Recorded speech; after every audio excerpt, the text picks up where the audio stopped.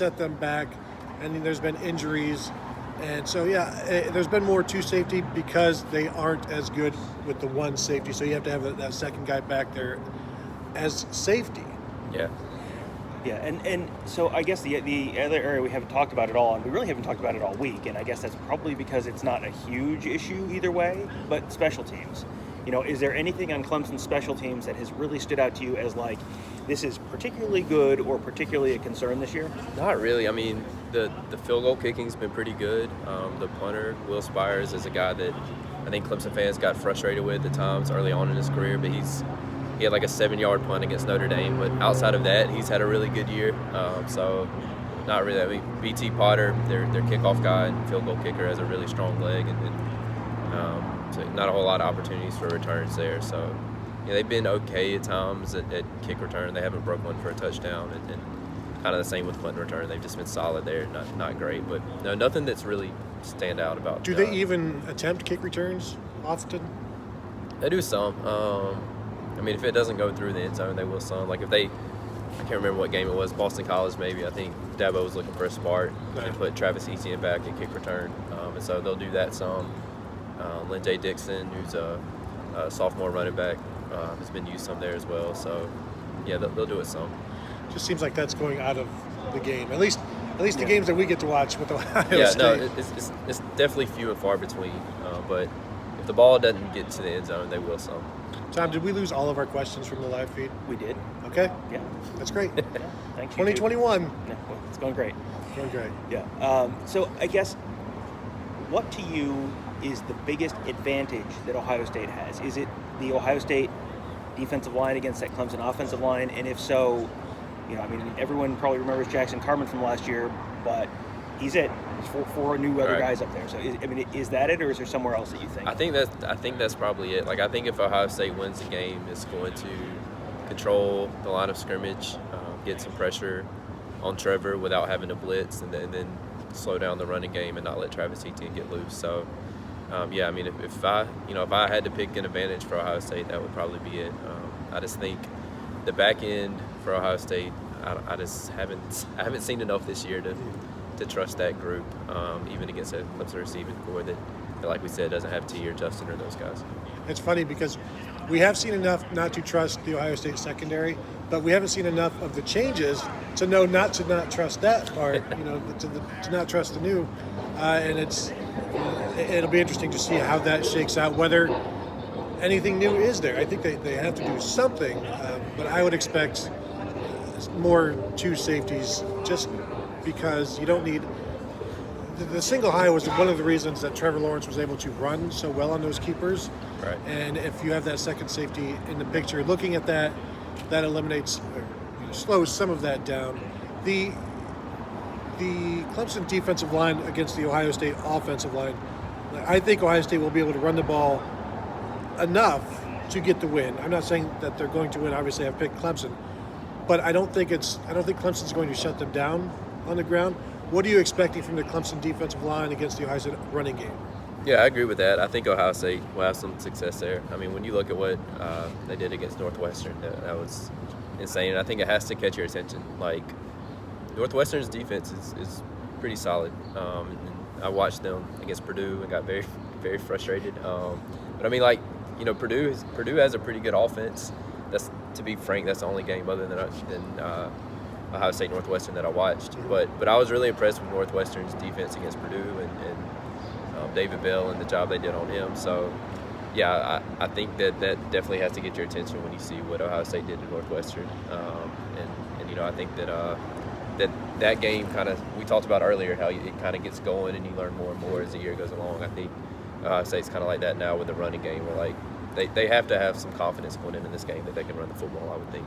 Well, and last night we did an hour and a half and had a real interesting mix of Clemson fans and Ohio State fans in the chat.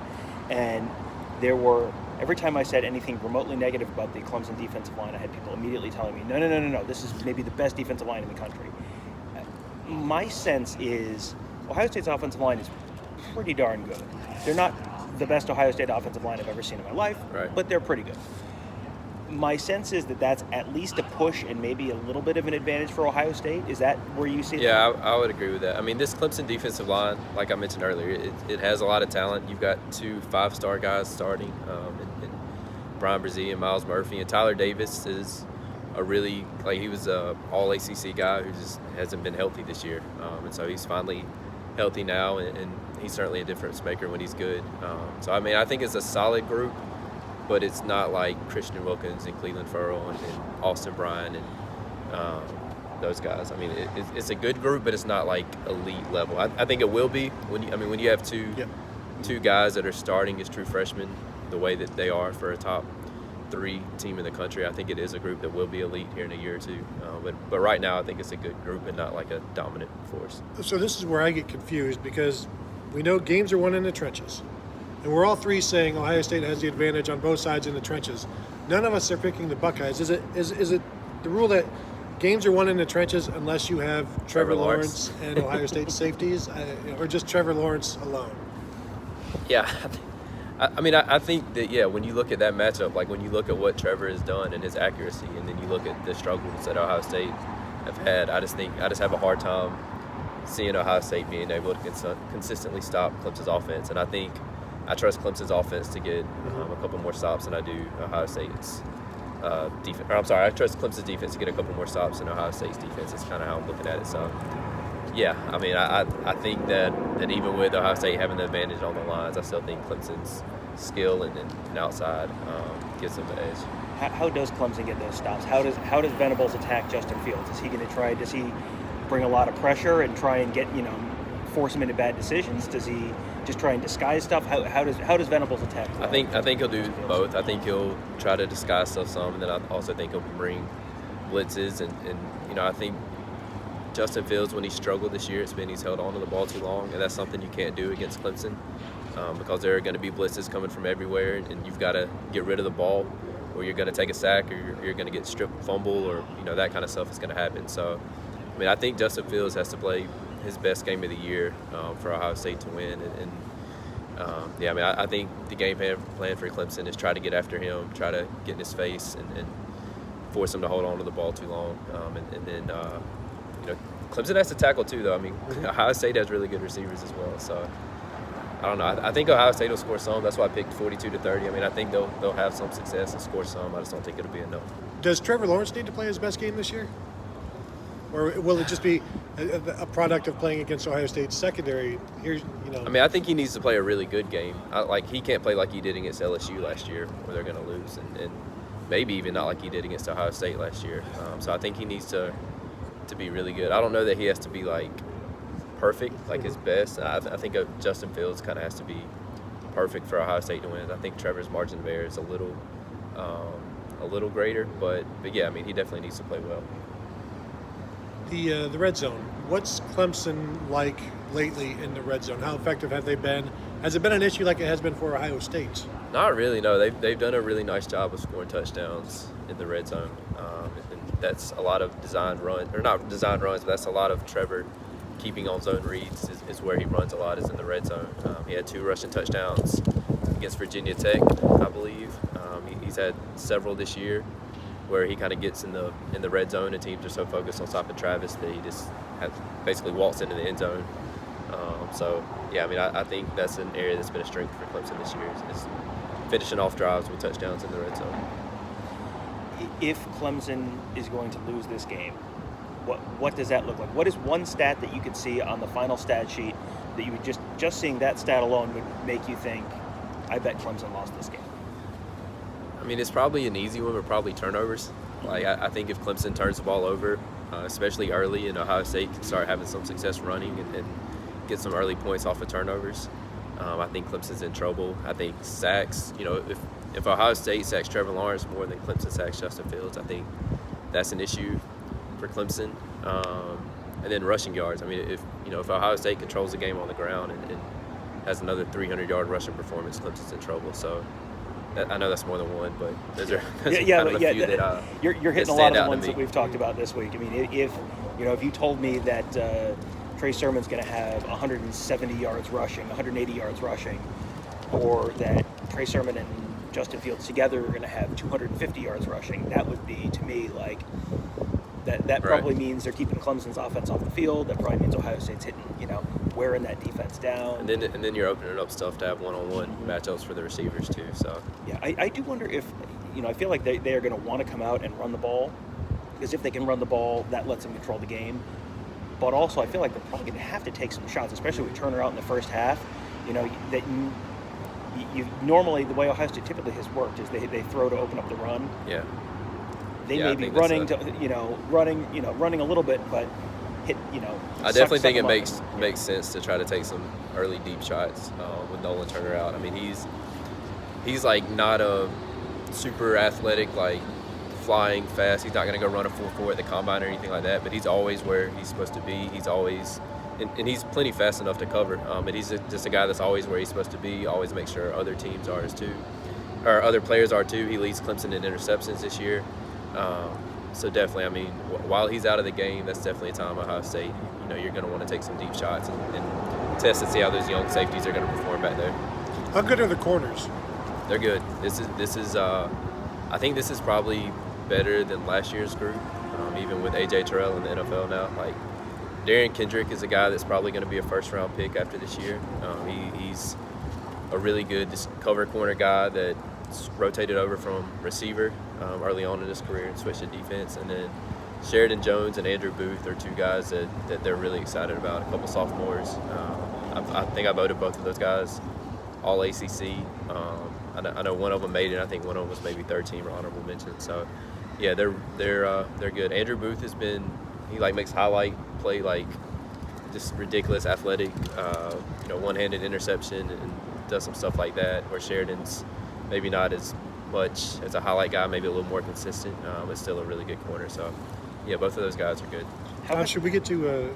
Well, how has the tackling been in the back end of the defense? Is that seems like one possible area for Ohio State is you get Chris Olave, Garrett Wilson out there, you break one tackle and they go. Yeah, it's been decent. I mean, DK is a guy. Darian is a guy that struggled a little bit with his tackling. He's had a few whiffs this year, and then the safeties, like Nolan Turner missed a tackle on Notre Dame's first play from scrimmage, and it went for a 65-yard touchdown with Kyron Williams. So the safeties have been a little hit or miss. It's a good tackling group overall, but I mean, they've definitely missed their share of tackles as well. I don't know if you're missing tackles against Notre Dame.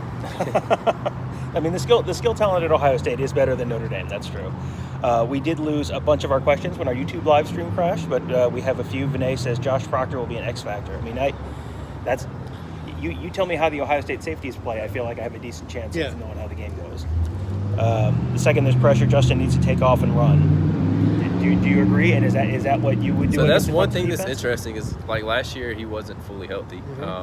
I think that him not being able to run last year, I do think was a pretty big factor in the game. And so, with him this year, it's the thumb issue. It seems like in a lot of ways it's the same game where, like, he's going into it a little banged up and there are question marks. But yeah, I think the knee last year definitely was a factor. You could tell pretty early that he wasn't himself running. So yeah, that's certainly an area to watch out for. And Clemson did, they were much better against Ian Book the second time containing him, but the first time they had some trouble containing him and he got loose a few times. Well, even as he's scrambling around, they've still kind of got him contained. He can't get outside. He's just like dodging a couple of guys. Yeah. Robert says this game has tight ends and deep shots written all over it. I mean, how has Clemson done against tight ends this year? Anyone attacked them pretty well? So Michael Mayer from Notre Dame had a pretty good game against them the first time, and then they played some decent tight ends. Notre Dame's group is probably the best that they played, and they gave up some plays. BC had a good tight end, too. Yeah, they did. I think Clemson shut him down pretty good. Zay Flowers gave them some issues. That dude's pretty good, though. Yeah, he's really, really good. Demand says, not only Proctor, but the linebackers seem to have a big game for Ohio State. That's one of my questions is, whoever that Sam backer is, Baron Browning, Justin Hilliard, how do they do against ETN in space? Mm-hmm. Or, who else do they put on ETN in space? That second safety.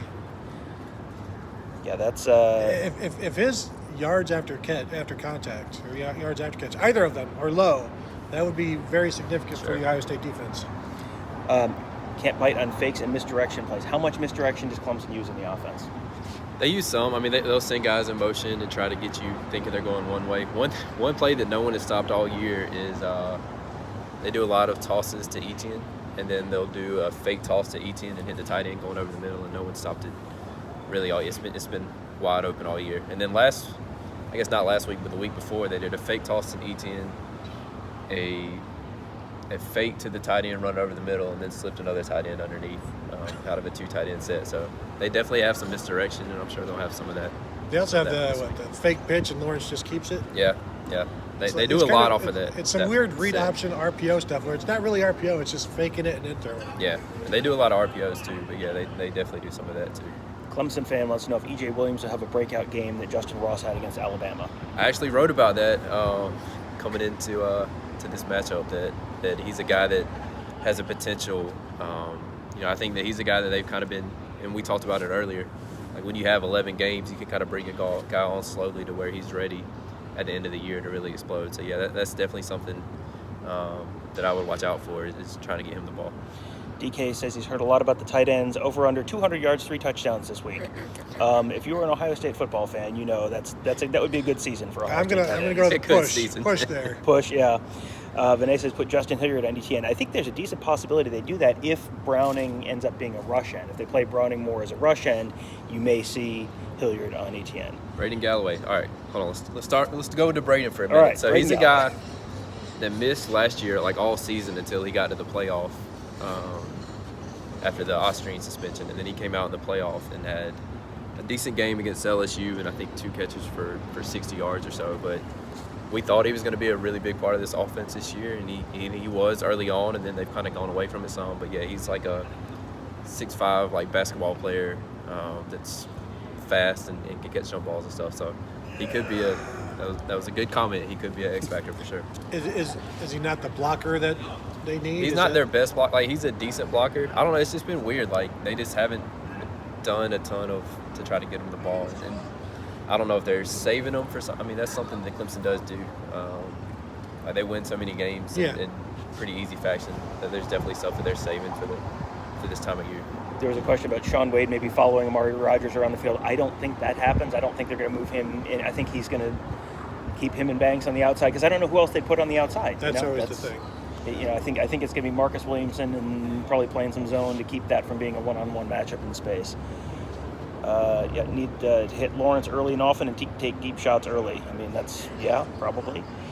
And will Teague cut into Sermon's carries if he's healthy? I mean, I think you're going to see a lot of Trey Sermon tonight. You're going to see a lot of Trey Sermon tonight. It just, even if Teague is healthy, Teague did not have a great game against Clemson last year, because with as much slanting as Clemson does and stunts and all that, you need the guy who's not just a one-cut straight-ahead guy. You need the guy who's going to bounce it back. J.K. Dobbins had success with that last year. Teague is more of that kind of a back to me. Sermon is more of that kind of back to me. So, yeah, I think if you're going to see someone have 20 carries or 30 carries, it's going to be Sermon. Yeah, and if Teague does get carries, it's just to spell Sermon. Yeah, and again, we'll see.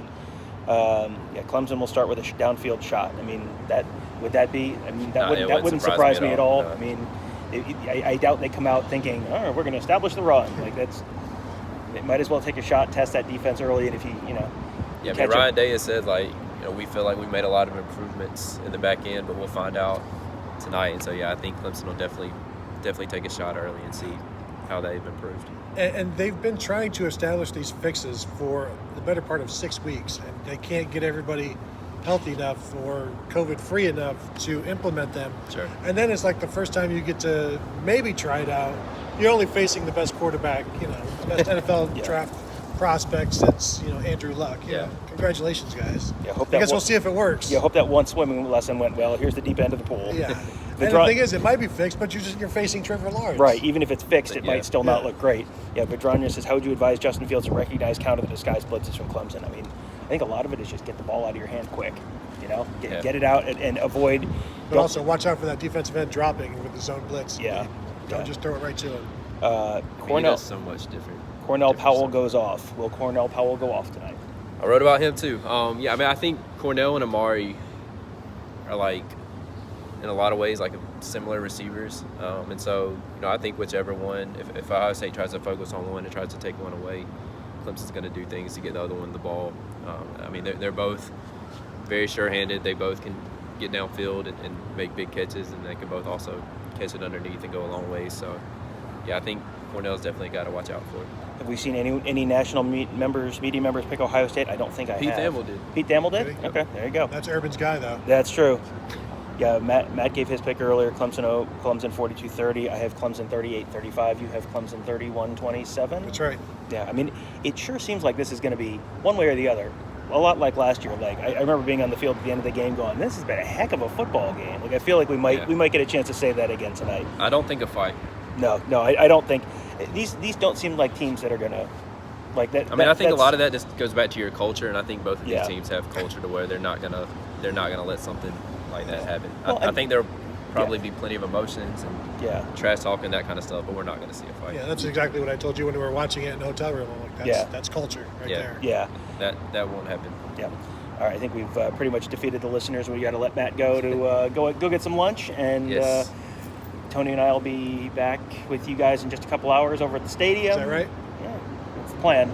We'll see. So far in 2021, everything's gone exactly according to plan, so I'm sure it'll be fine. Yeah, I'm looking forward to all of the new surprises that we are not prepared for. So that will do it. Thank you all for listening. Thank you all for watching. And we will talk to you guys in a couple of hours. Thanks.